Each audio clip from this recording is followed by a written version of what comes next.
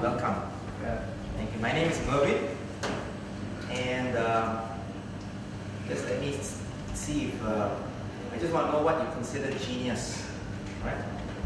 Think of a person that you consider a genius, and tell me the field that you, the thing that you see him as a genius or her as a genius for. All right?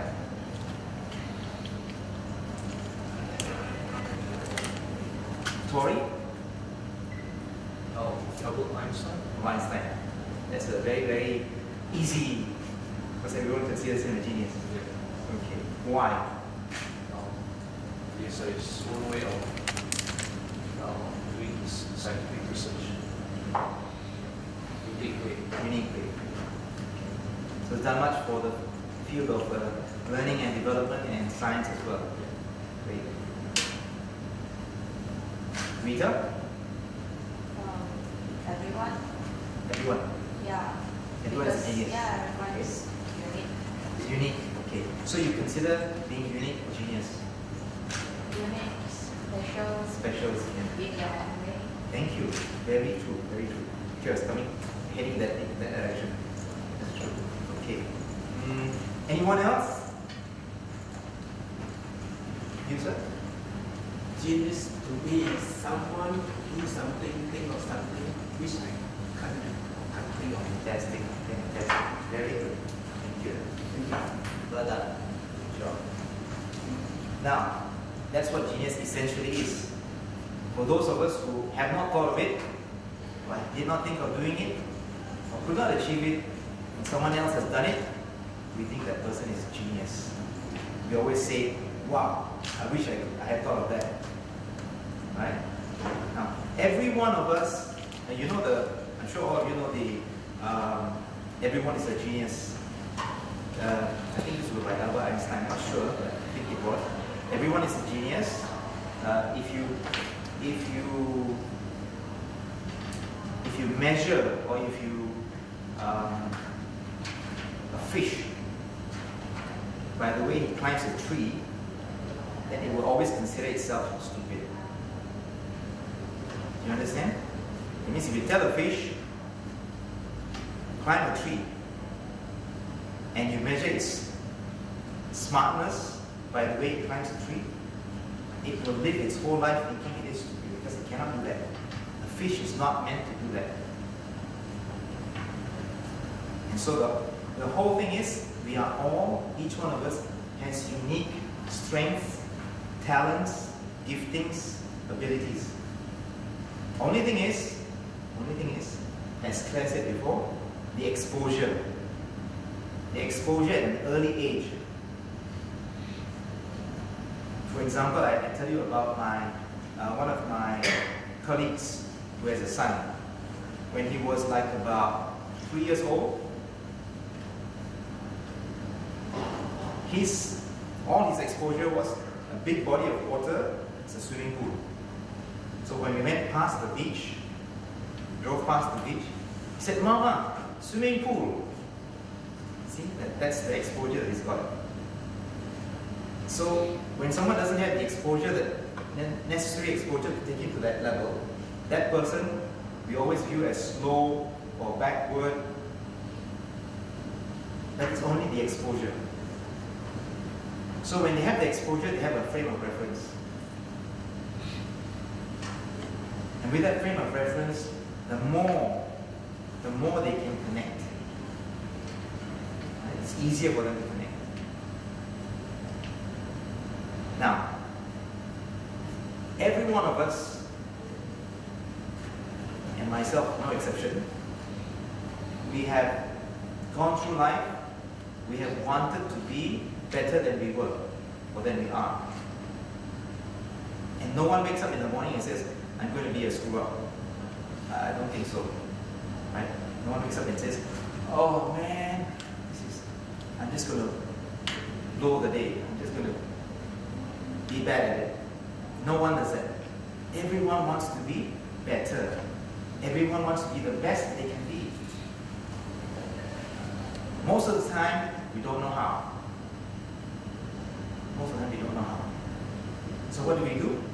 We look to friends, we look to people that we look up to. And usually it's for teens now, college, even young adults, it's the peer group. The peer group determines your level of success actually. Not just you alone, but your peer group is a big influence on you. Now they can pull you down. Just like Claire said, her colleague or her schoolmate, when she wanted to study, stop, don't study no more, right? But, and I say that because we always think when we fail, it's such a terrible thing. And it is. When we're going through it, it is pits, it is the pits.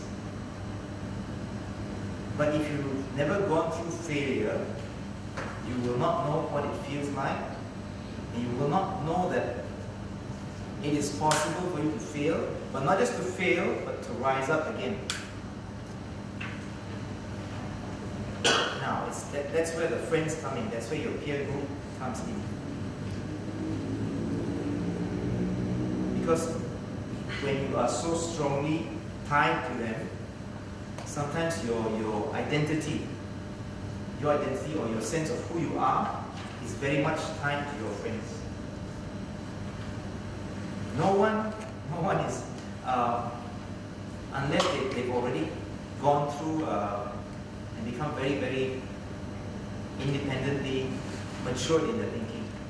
And that takes a long journey, and that is also after a lot of failures, a lot of setbacks, a lot of challenges. Now, going back to Steve Jobs. Now he talked about connecting the dots. He said that you cannot connect the dots looking forward. Let's say from where I am now, I cannot connect the dots looking forward. Next 5 years, next 10 years. Because you can only do it backwards. You can see how life connects and everything makes sense when you're looking back. You look back last 5 years, last 10 years, who are the people or the events or the circumstances or the situations that have molded you and shaped you. Now, very often, when we don't like something that much, and it happens to us, for example, let's say if I'm not a person who likes dancing, for example. Okay, let's take that example. And if someone said, hey, come, let's go dancing. Let's go to the disco, or let's go to a party and dance. If I'm not interested, I will say no, I'm not interested. But the thing is here's the key. Now, the opportunity doesn't look like an opportunity. The opportunity doesn't look like an opportunity. To us, when we think an opportunity is, for example, if I think I want to do photography and be good at it, I will look for someone says, hey, come, let's go for photography class, or go for, perhaps there's this gallery exhibition on photos. And we think, okay, that's good. That's what I like, let's go for that. And we think that's opportunity. But very often, the opportunity is the thing that causes us to actually grow, expand, increase our awareness and our experience of life. Now, so going back to the dancing one, if I had taken that, if I had accepted the invitation to go dancing, I would have probably met someone.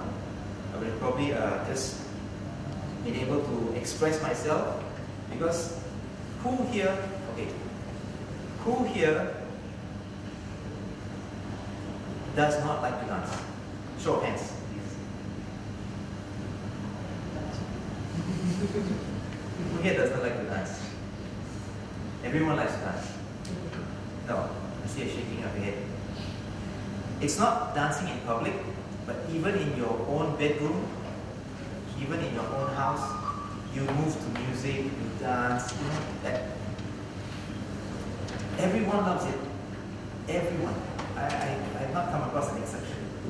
Everyone, even if they don't dance well, but they love to move. Music just gets them going.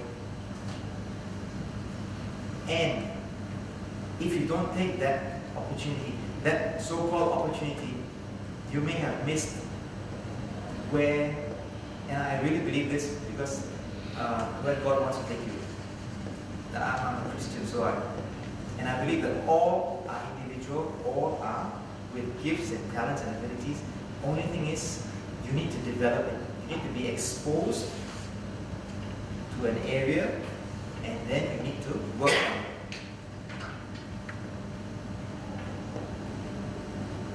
Now, for example,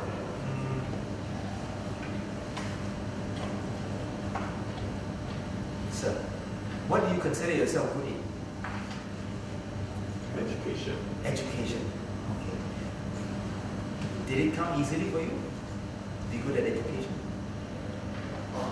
The interest has been there. Interest has been there ever since you were Yeah. young. See, so okay, the interest is there. Now, was there something else that you have become good at, but by circumstance? What would it be? Medicine. Medicine. Why was it that you became good at medicine? Circumstance. Yes. Being in that environment for a long time. That environment means the being ill yourself, or you were in In the medical. medical profession. Okay. And so, if you didn't go into that, you would still be something else. It would be something else that you develop. So we all have the ability to develop things. We all have that ability. Only thing is the exposure, the opportunity sometimes is lacking. Now, instead of if you are good in one thing, highly likely that you will also be good in other things. It's not just one area of your life. Just now Tori said that considered Albert Einstein a genius. That was an area of mental ability. Are there other geniuses in the area of dance? In the area of sports? Yes. Music? Yes. Every industry. It's only that we have become so academically conscious that we consider people who are smart thinkers as geniuses. But everyone is a genius. Everyone is a genius. Right? Now, going back again to Steve Jobs, the way for me has been, my experience has been,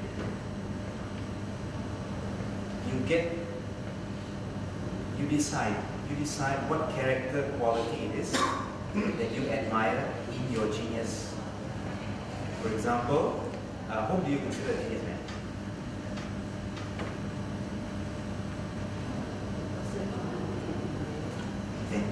Okay. Do you have a name? A genius that you know? Like Albert Einstein or maybe Thomas Edison or something like that? Okay. See? Now, if you consider that one as a genius,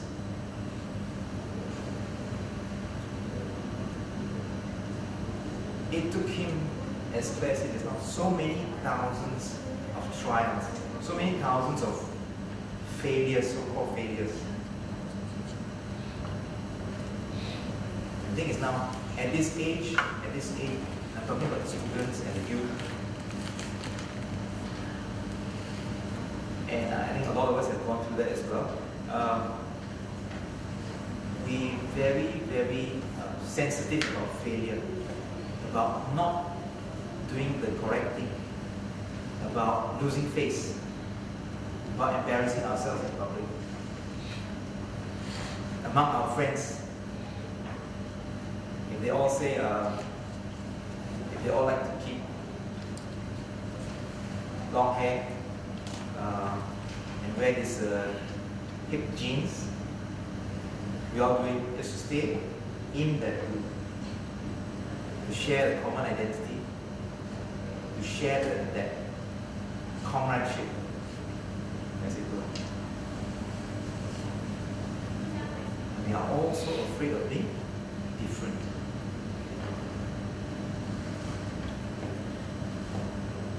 But yet, it is the difference that we should develop. It is a difference which we have to unlock our genius. Because our area of genius is different from anybody else. So, your peer group, the people that you look up to, your family, even sometimes it's the family as well. Because when you try to want to do something that is not in line with the, for example, your parents' wishes. Now, I'm not talking about rebellion here. I'm not talking about going against the parents. What I'm saying is, with full respect for who they are and how they made it through life and how they brought you here, approach them in that manner. Approach them in that manner. Everything is negotiable because if you know how to negotiate it, it's about the words, it's about the tone. 90%, very high percentage of all misunderstandings is because of the tone of voice. Only 10% is differences of opinion. Usually it's the tone of voice. We get upset, oh no, scolded him. No more friends with him, no more dealings with him or her. You know? And I, even though I say yes, but inside, I'm not listening. It's going in, coming out. Because on the outside, we look okay, we look normal, but on the inside, no one knows what's going on. No one knows. I don't know what's going on inside of you. I don't know what's going on. Even though, yes, for example, you're all audience here. And you're all listening attentively. But I've been in audience before. And I still do. I think about, what time is lunch? What I'm going to have for lunch? Oh, the bak-kut-teh sounds good. So it's everything's going on, all the thoughts are going on. Everything is distracting us. All of these distractions. The thing is now, be aware of the differences, the things that are not to your liking, that people offer you. For example, today's session, none of you are here by coincidence. No coincidence. I don't believe that. Every one of you who is supposed to be here is here for this session. So the takeaway is, decide who you want to be, what's the character brand. For example, if you chose integrity, you think highly of that person because of integrity, then let that be your brand. Because, as Steve Jobs says, live every day as if it were your last day. Now, if you lived every day as if it were your last day, you think about how they're going to remember you. How are people going to remember you? How is the world going to remember you? As someone with integrity,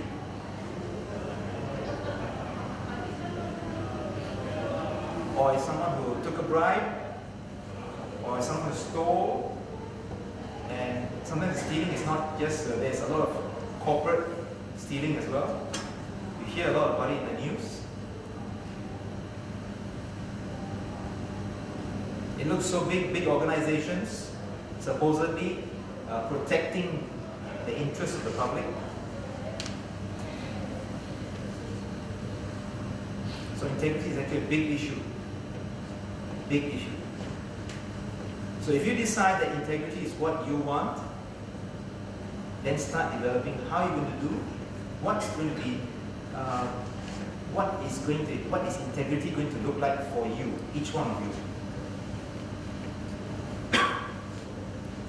You could start by saying, okay, with integrity, I say if I'm going to be early for my job, then let's start with something small. Being early for your job, being on time. I used to be in a corporate world, and I used to think nothing about taking stationery home, staplers, paper clips, office stationery. But that's stealing. But that is stealing. And I used to think, wow. I used to think I was super honest, but someone revealed to me that that is also stealing. And I thought about it, yes, it's not my property. I didn't pay for it.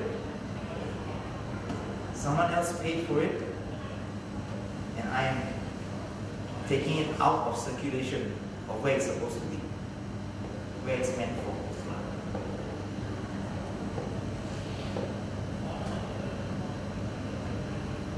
So come back to genius. Character, find out the character that you admire in that particular genius, the person that you consider a genius. Find out what it looks like.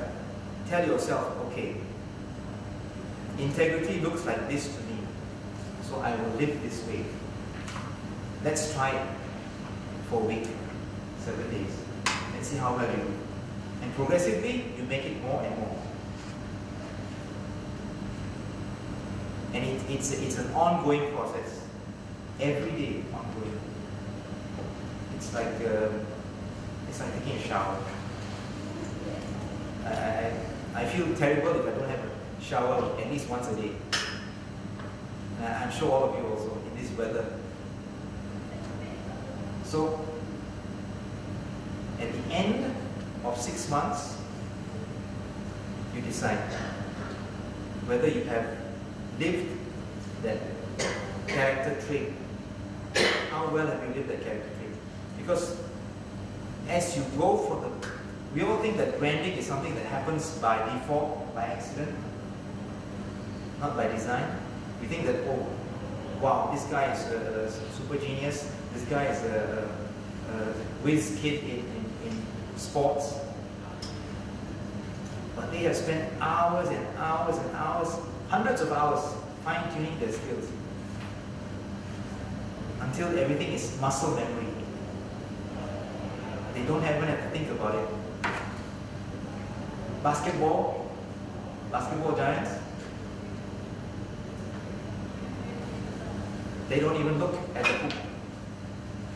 They don't even have to spend time thinking about where they're going to throw the shot. Soccer, same. So you've got, open yourself to different areas of your, not just things that you like. And then, what is the character trait you admire and you want to apply for yourself? Give yourself a time frame, easy one. If you want to do for 3 days, also great. Because some things are a lot harder to do, especially if you don't like it.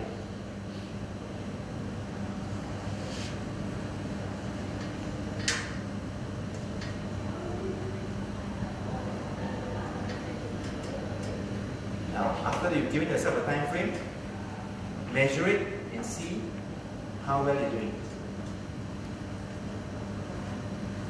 Are you achieving that that success that you want. And if you've done okay for 6 months and you try for a year, then you can see the change. We all make New Year resolutions, and myself no exception. No, it's a very big struggle if you don't have a plan. You make the resolution, and then I think even through the first month, we're not even halfway through the first month, and we are already back on autopilot. We forget about the goal, we forget about what we want to do. And we are just running because everything is rushing. Life is so fast, everything is rushing. And so you have to do this thing by decision, by conscious effort. Otherwise life will just, at the end of the year you see, oh my goodness, I have not done anything. Yes, life will pass me, I'm 1 year older, but I haven't done anything for my own growth, for my own development.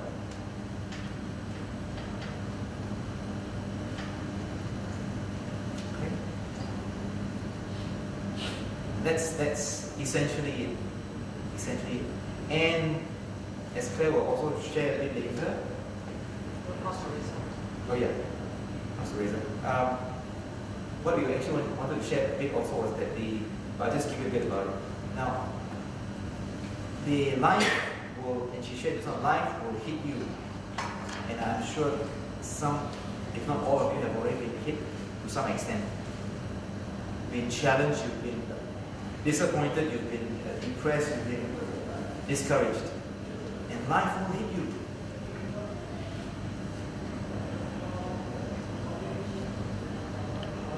How do you get through it? How's the mindset? That's the important thing as well. Because even though you have all of this measurement, but you've also got to consider that life will hit you. And what do you do then?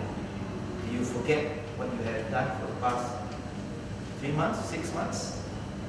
And move back to autopilot?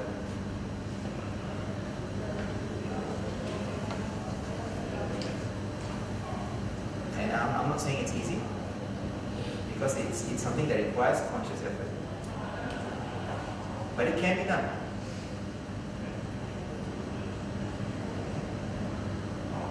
Now, I will pass it over to Reza now, because it needs about half an hour to do this session. The thing is now, for Reza's session, it's pay attention, please, because this is really new technology stuff. New technology stuff. So pay close attention. Thank you for your time.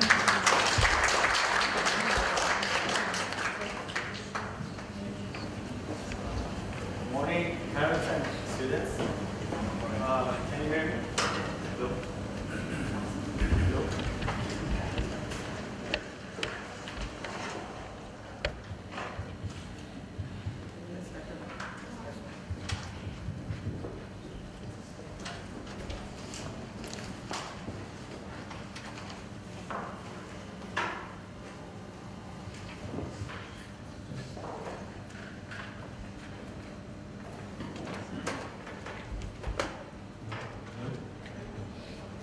Okay, just today I want to share with you the new idea that it can help all of you to learn new things, and it can change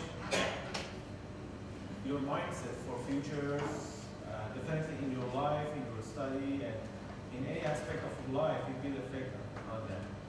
And this is the new language, actually, to learn and learn the language. I believe all of us, we are limited to the language enough. As much as we can learn new language, we develop our mind, and we can develop the way we're thinking about different things. Today, I want to teach you how we can learn a new language, which is the language that we can talk to computers.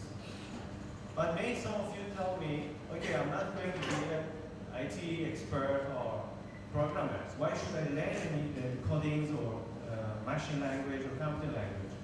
Actually, as Mr. mentioned, we're talking about the connecting the nerve that it can help us to think different way, to be more smart, to solve the problem easily. And the way we talk to the computers and program the computer and give them the instruction to do, it helps us to understand and connect more neurons to get the problem solved or any achievements. I want to share with you some video here. After this video, I can tell you some more about this topics. Just this one. I was 13 when I first got access to a computer. My parents bought me a Macintosh in 1984 when I was 8 years old, and I was in 6th grade. I learned to code in college, freshman year, first semester, intro to computer science. I wrote a program to play tic-tac-toe. I think it was pretty humble beginnings. I think the first program I wrote asked things like, what's your favorite color? Or how old are you? I first learned how to make a green circle and a red square appear on the screen. The first time I actually had somebody come up and say, hello world, and I made a computer do that. It was just astonishing. Learning how to program didn't start off as wanting to learn all of computer science or trying to master this discipline or anything like that. It just started off because I wanted to do this one simple thing. I wanted to make something that was fun for myself and my sisters. And I wrote this little program, then basically just added a little bit to it. And then when I needed to learn something new, I looked it up, either in a book or on the internet, and then added a little bit to it. It's really not unlike kind of playing an instrument or something, or playing a sport. It starts out being very intimidating, but you kind of get the hang of it over time. Coding is something that can be learned, and I know it can be intimidating, and a lot of things are intimidating, but you know, what isn't? A lot of the coding that people do is actually fairly simple. It's more about the process of breaking down problems than sort of coming up with complicated algorithms as people traditionally think about it. You don't have to be a genius to know how to code. You need to be determined. Addition, subtraction, that's about it. You should probably know your multiplication tables. You don't have to be a genius to code. Do you have to be a genius to read? Even if you want to become a race car driver or play baseball or build a house, and all of these things have been turned upside down by software. What it is, computers are everywhere. Do you want to work in agriculture? Do you want to work in entertainment? Do you want to work in manufacturing? It's just all over.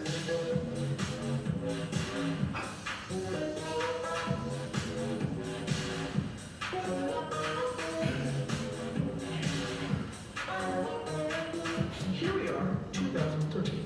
We all depend on technology to communicate, to beg, information, and none of us know how to read and write code. When I was in school, I was in this after-school group called the Whiz Kids, and people found out, they laughed at me, and all these things, and I'm like, man, I don't care. I think it's cool, and I'm learning a lot, and some of my friends have jobs. Our policy is literally to hire as many talented engineers as we can find. The whole limit in the system is just that there just aren't enough people who are trained and have these skills today. To get the very best people, we try to make the office as awesome as possible.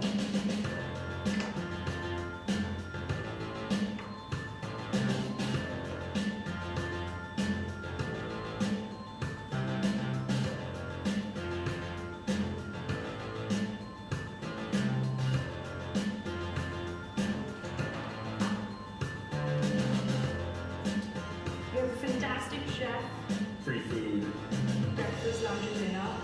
free laundry. Snacks, even places to play, and video games and scooters. There's all these kind of interesting things around the office, places where people can play or relax, or go to think, or play music, or be creative. Whether you're trying to make a lot of money or whether you just want to change the world, computer programming is an incredibly empowering skill to learn. I think if someone had told me that software is really about humanity, that it's really about helping people by using computer technology, it would have changed my outlook a lot earlier. To be able to actually come up with an idea and then see it in your hands and then be able to press a button and have it be in millions of people's hands. I think we're the first generation. Just to think that you can start something in your college dorm room, and you can have a set of people who haven't built a big company before come together and build something that 1 billion people use as part of their daily lives is just crazy to think about, right? It's humbling and it's amazing. The programmers of tomorrow are the wizards of the future. You know, you're going to look like you have magic powers compared to everybody else. It's amazing. I think it's the closest thing we have to a superpower. Great coders are today's rock stars. That's it.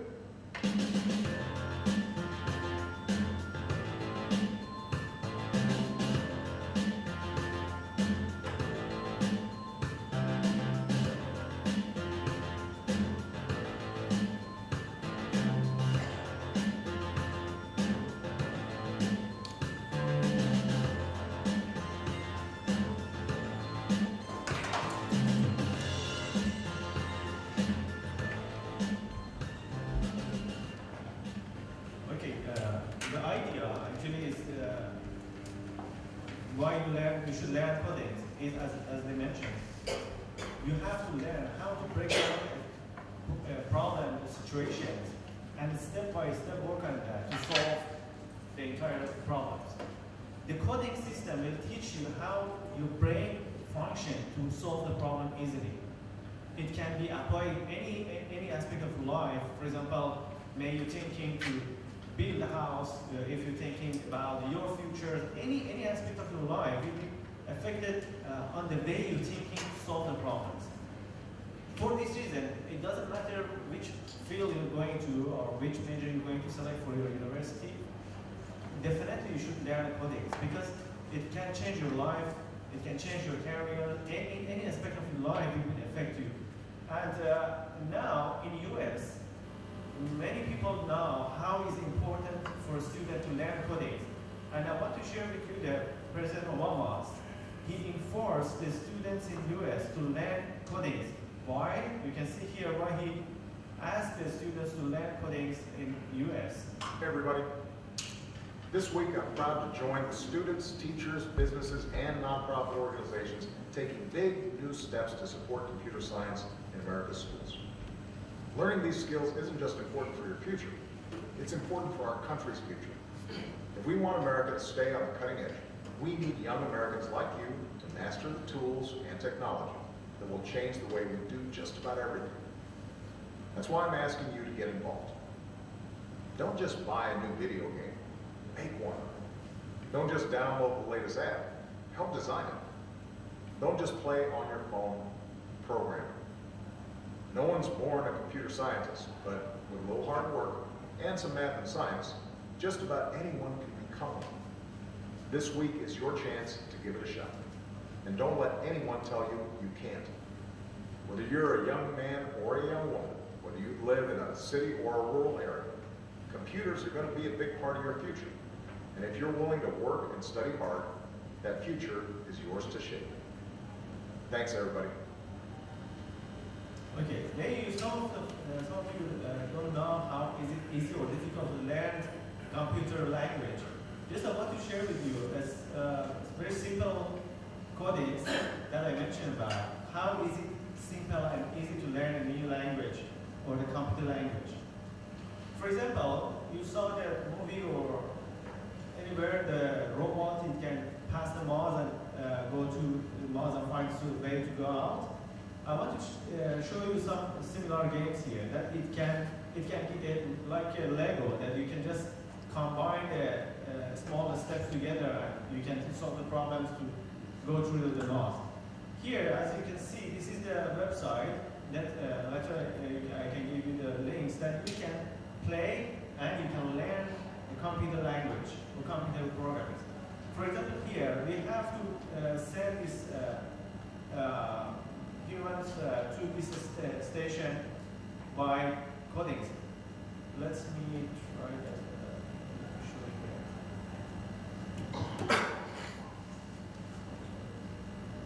Okay, we have to step by step direct these humans to this station with the codecs. How it works? You have some option here that you have to use these blocks to tell the humans to go step by step to the final destination. For example, here, one steps, but in the middle we stop there. We should not. It should be go to the end station actually. We can add one more blocks here. We have to move forward here, and when we run the result, you can see it reached to the destination, and it's exactly the way that we teach a robot to go through the maze and reach go out from the maze. Let's go to the next step. I can show you how when we go into more complicated maze, how we should solve the problem, and how our thinking should think to solve the problem step by step. For example, now, if I say just go move forward, run the programs, let's go to here. But it's not enough. I have to think to order the human to turn left or right and then go ahead. For example, now I select the turn left and go again right and then move forward. Let's see, is it correct or not?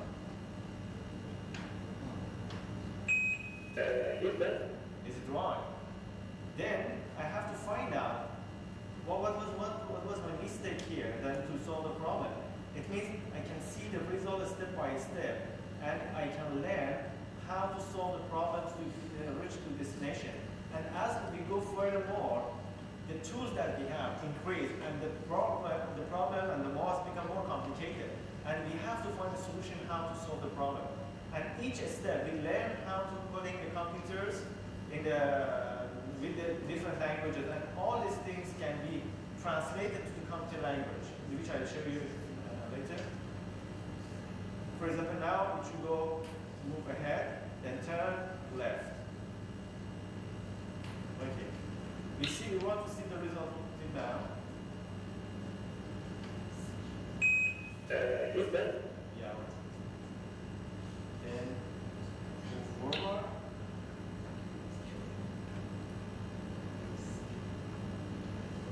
Then stop here and should be continue.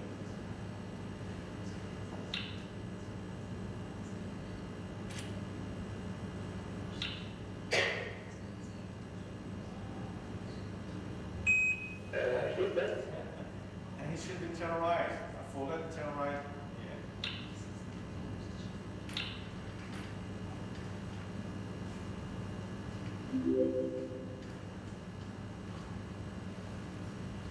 When we go to the, when you practice this game, especially if you teach your children to play these games, step by step they will learn how to, for example now, we have different tools here, like repeat until. It means we're using more intelligence tools to teach a robot how to go to the destinations by the block that we have. It's exactly like a Lego. For example, you can create a very nice house with the Lego step by step if you know how to assemble them together. Exactly the machine language will teach you how to create a software that it can create it step by step. And in the end, when you learn the machine language, you can create a mobile application as well. It means when you reach to this stage that you can know how to use these blocks, the Google has a program that we can create a mobile application with that. I know a person in the US, a child, is 10 years old. He got $1 million revenue because of a simple application he created exactly like this. But because the children like that game, he became a millionaire at the age of 10 because he learned how to use the mobile application and codings to create games for children. Is the one aspect, but the main aspect is that you have to learn how to use machine language to solve the problem. These are the things that I want to highlight to you. In any age you are, start to learn a new language, which is coding computer language. Maybe we can create a mobile application for your business, for your father's business, for your schools, for your village, for your even Passamala markets that sharing any item for sell something. It's a huge opportunity for you to change your mind, to develop your mind in any aspect of your life. These are the things that I want to share with you because really it's very important for you to learn, and it's very important to use it and apply it in your life. I really advise all the students to learn coding. It doesn't matter which field of study you're going to have, but it's better to learn coding in this stage, that it can help you to develop your mind.